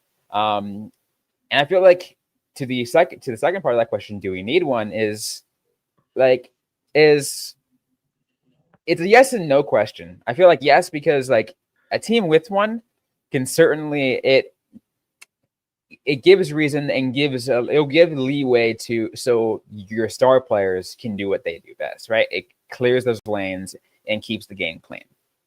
Like I said, it's funny that a pest will help keep the game clean in some ways. I think you do need a pest in today's NHL. It's the way the game is played now. Look at Florida. The one major deal that put them over the top, in my opinion, was getting Marchand from Boston. Mm-hmm. And look at the impact he had. Now, he's an exceptional player. He scored some key goals. He can still play the game. And you can no longer be a pest that doesn't contribute. But when I think back through history, like some of the greatest pests of all time contributed to their teams. I hate Claude Lemieux. Hate that guy. Hate the way he played. Thought he was a dirty player. His teams won. Asa Tikkanen with the Oilers of the 80s when they were dominant. Total pest. Hate the way that guy played. Cheap shots here and there, but his team won. Marchand, question him, but Marchand and Tkachuk on the same team, both pests. Yeah, I think you need one to win. But there's also a difference between a pest and just a goon, right? As we discussed earlier. Yeah, I feel like we're past the age of the goons, right? The age of the goons, that era, like to me was like. I feel like it's like a red mark, right, on the ledger in the NHL, because it's like you take a look at some of the players who were really notable goons, and I'm gonna go ahead and put out one of the biggest ones of them all, of the early of the 2000s and 2010s, and Rafi Torres, right? Rafi Torres was a straight up goon and was straight out there actually just headhunting people. And he was another one. Right, like, and there's a reason why Rafi Torres for a while was out and got suspended for like half a season. Right, he'd go out and intentionally would hurt somebody. It's like, nope, you know what? That's not okay. Yeah, it's not. But if you play with sandpaper and jam as a team, and you have the ability to not only get under the other team's skin, but also play the game, which I feel a lot of the players in the Mammoth roster do have the ability to do. Yes, you should be a productive and winning team, because you're a physical team. You're in the other team's face. You frustrate them. It makes them make mistakes. It could put you on a power play, and that's where your power play is going to capitalize, Robin, which we talked about earlier. So I agree with that. I think you do need a pest. I think you have several capable pests on this Utah roster who can also play the game. Again, that's why on paper this team is a 10 to make the playoffs. I think they have all the ingredients, top to bottom. Can they be better defensively? Yes, and they should. And I would never rule out bringing in a different player here or there to try to accomplish that and tweak the mix. But I love this roster. I really love this roster heading into the year. Bearman, if the Mammoth make the playoffs, which team is out? The big question, right? Which team is out? Which team goes? I mean, we've kind of talked about this, with some crossovers and figuring out the strength of the Central Division, which is pretty strong, by the way. We've talked about how strong the Central Division is, and it's crazy to think, because you can make an argument for a lot of teams just taking a significant step back. St. Louis is the easiest one to say, because they were the last team in last year.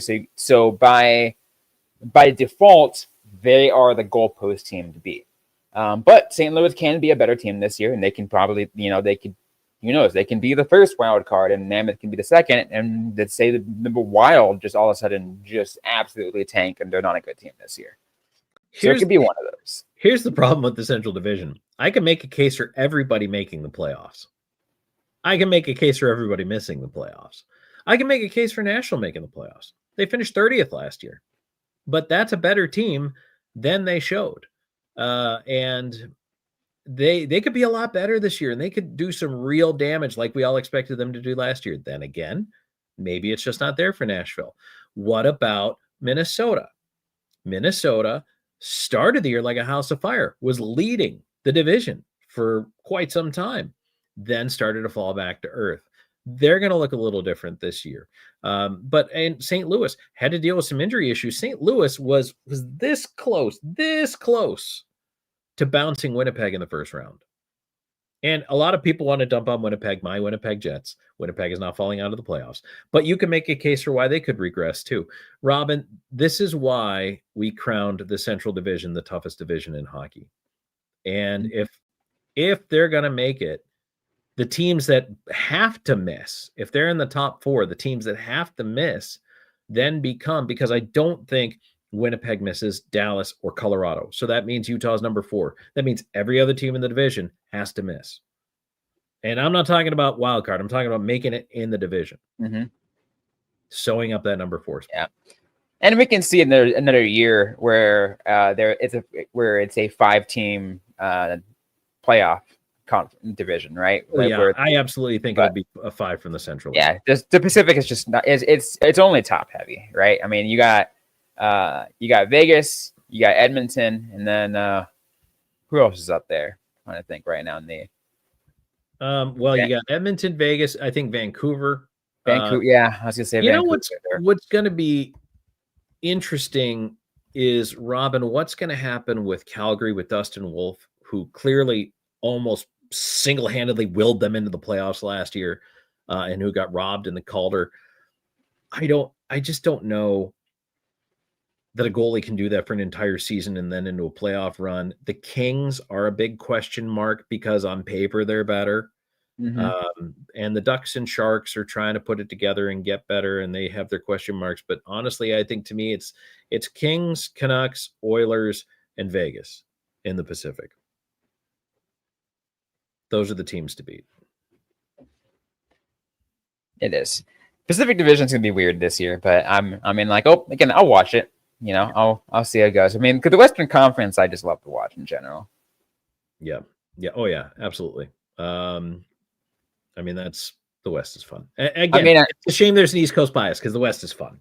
Yeah, I mean, not only that, but because the quote newest team, we still consider Utah as among newest teams because yes, they are still They have all the players from Arizona, but they are still, for all intents and purposes, right, a new team to the National Hockey League. But take a look at the excitement around those new teams: Seattle, Vegas, Utah. Right? It's like they're all embracing, right? Here in the West, they're just so embracing it. It's amazing. Yeah, it's pretty cool. It's a lot of fun to see. We enjoy it, that's for sure. Blind Fury, you mentioned expansion team. Why not just move some of the worst teams in the NHL to other states or provinces? Well, because the NHL wants more media markets. They want more media exposure, and they want that big fat, what is now rumored to be $2 billion expansion fee. Mm-hmm. That's why.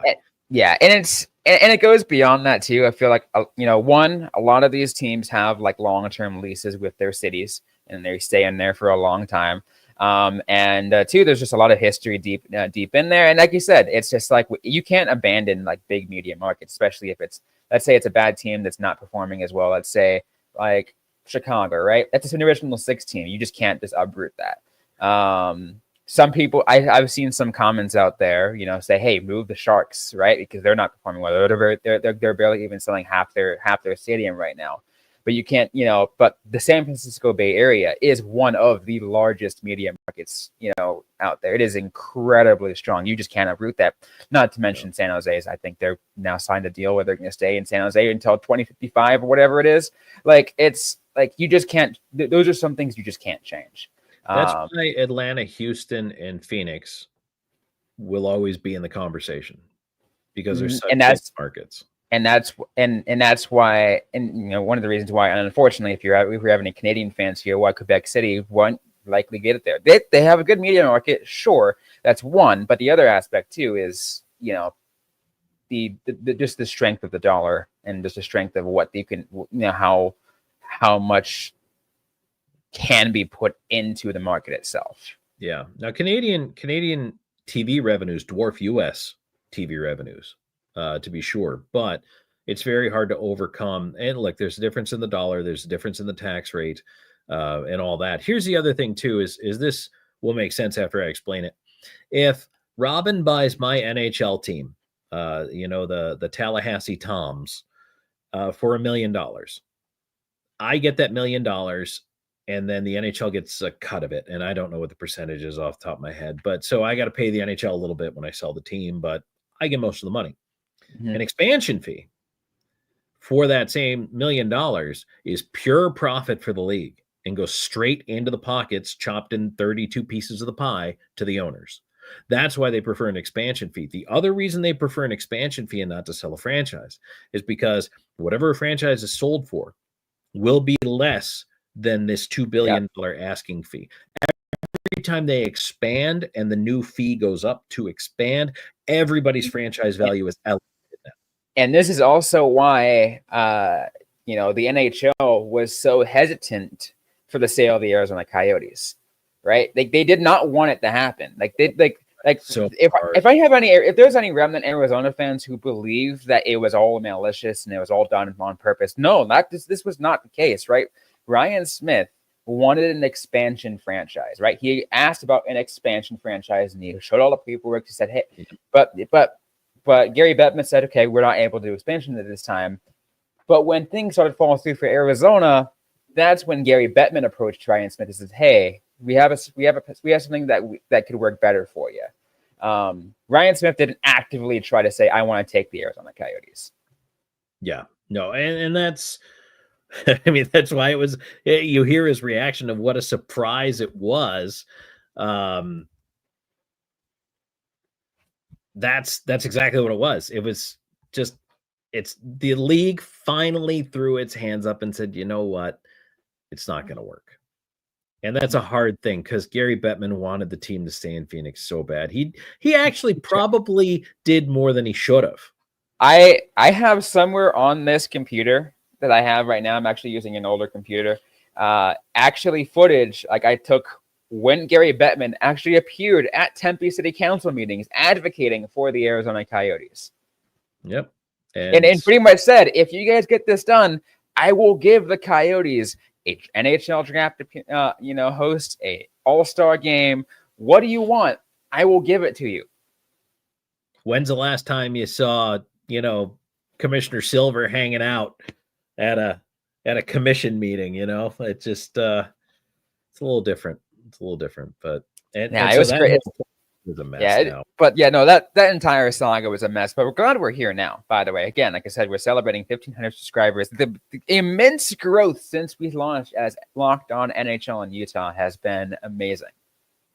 It has been, and we're so appreciative, and we're doing this. We're going to have more lives this year. You guys have let us know in our comments and in our feedback on social media what you want, and you've said you want more lives. We're going to work on having more live shows this year.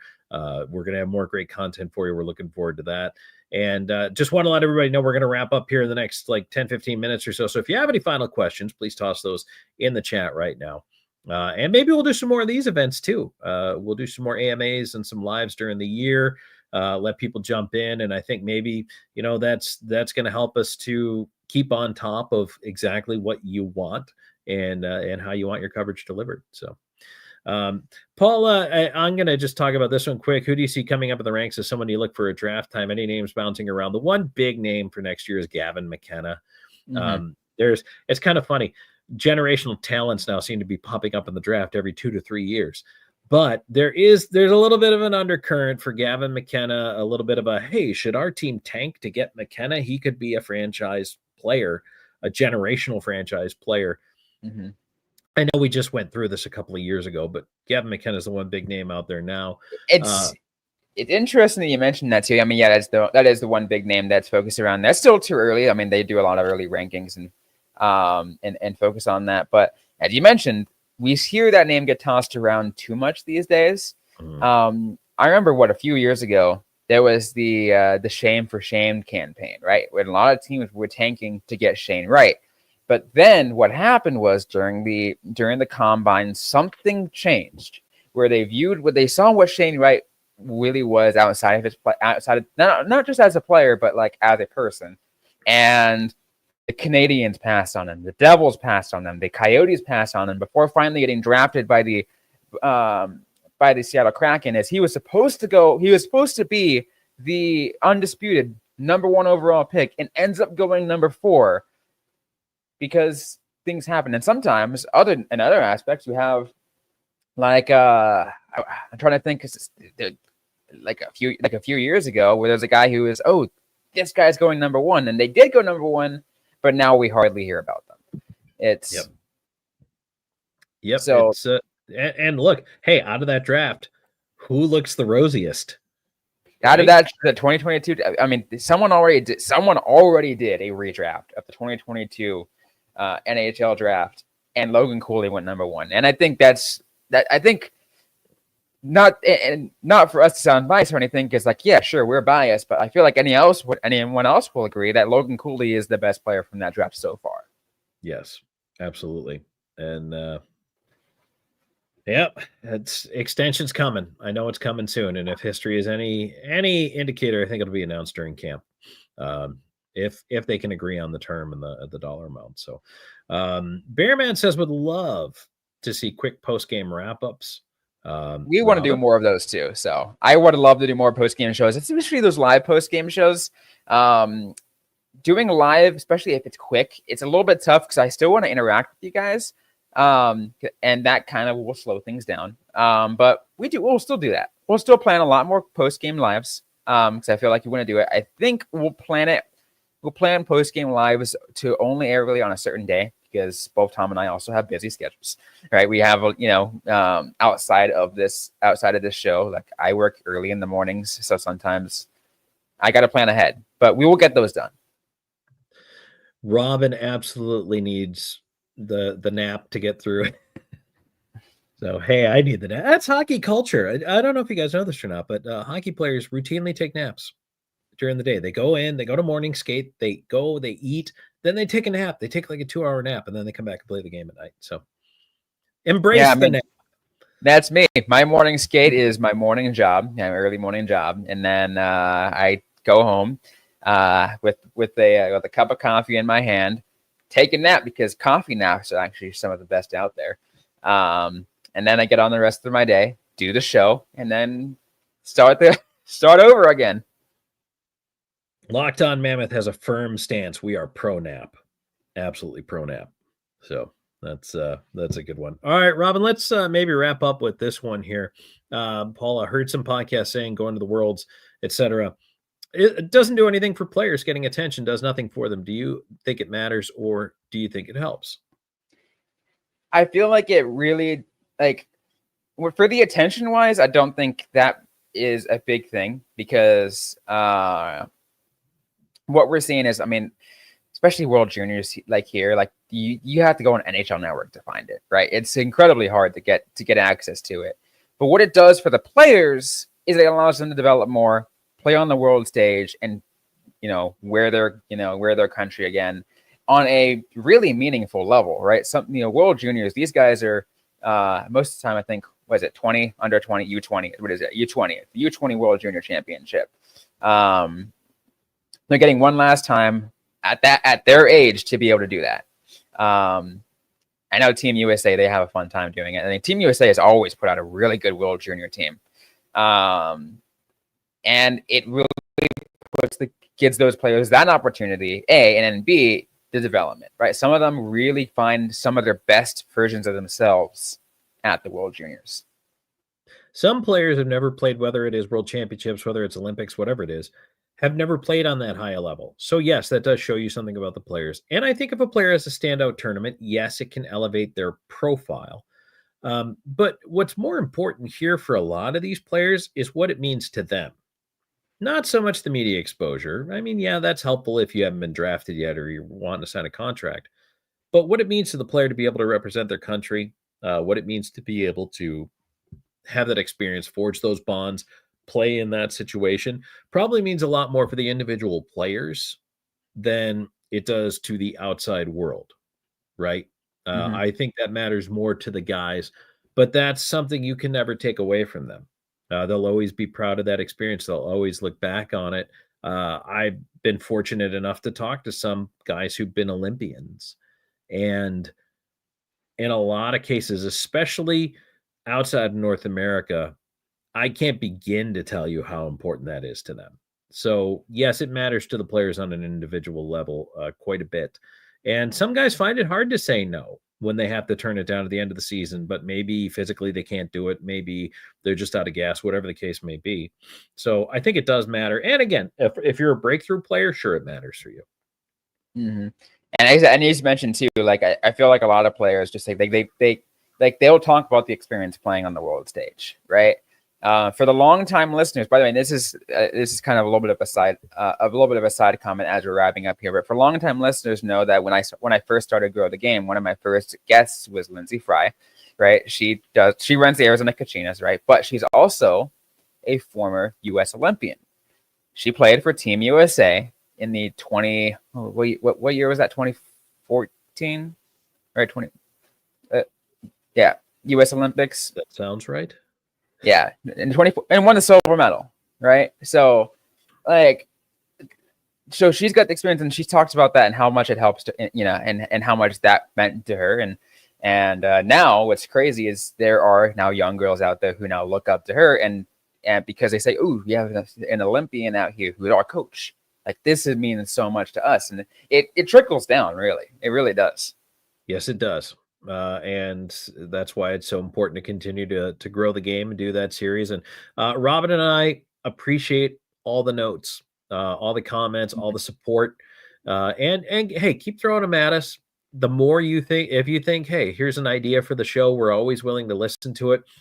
Even if we can't quite execute it, maybe we can spawn an idea off of it. So we always welcome the comments as well and appreciate it very much. So Robin, I'm just excited that we're celebrating 1,500 YouTube subs, and I look forward to 2,000 and 2,500 and 5,000, 10,000. This thing's going to take off, and it's exciting. Oh, it really is exciting, because the more excitement that gets surrounded by the Utah Mammoth, and the more we out there promoting it, the more you guys appreciate us, and the more we appreciate you guys, because we see it. We see that continued growth. Absolutely. So thanks for joining us, everybody. Feel free to follow us on social media and let your friends know. And the more subscribers, the merrier. It's our first, but certainly not our last of the 25-26 seasons. Live AMAs. We'll do more of these down the road here as well. But thank you so much for joining us and being a part of Locked On Mammoth.